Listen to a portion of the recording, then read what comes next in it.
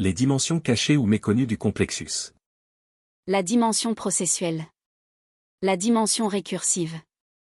La dimension dialogique. La dimension inclusive. La dimension hologrammique. La dimension organisationnelle. La dimension complexe de la causalité. La dimension auto-éco-réorganisationnelle.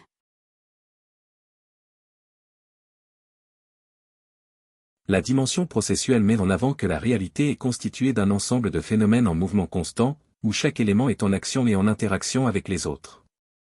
Ce mouvement inclut non seulement les actions individuelles des éléments, mais aussi les interactions entre eux, qui créent des effets réciproques dans un système dynamique. Ces interactions s'inscrivent dans un cycle de rétroaction, où les actions et les effets produits par un élément influencent les autres, créant ainsi des boucles de causalité circulaire. De plus, les relations entre les éléments ne sont pas unidirectionnelles, mais plutôt transactionnelles, elles impliquent des échanges mutuels où chaque action est à la fois cause et conséquence d'une autre. Ainsi, la dimension processuelle ne se contente pas de décrire un état statique des choses, mais insiste sur la fluidité et le caractère évolutif du monde, où mouvement, action, interaction, rétroaction et transaction sont les moteurs qui animent les systèmes complexes.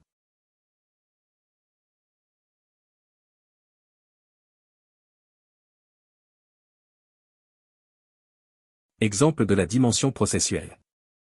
Exemple biologique.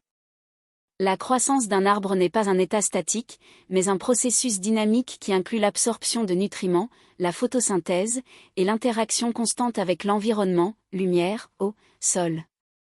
Exemple social. L'évolution d'une entreprise suit un processus continu d'adaptation au changement du marché, de l'économie et des technologies, influençant et modifiant ses structures et ses méthodes.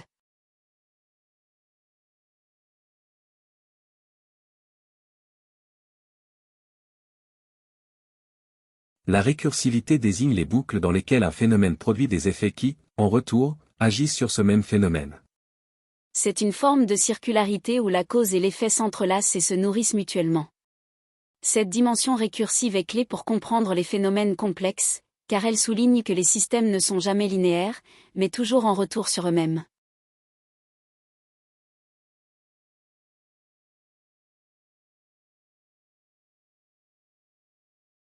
Exemple de la dimension récursive.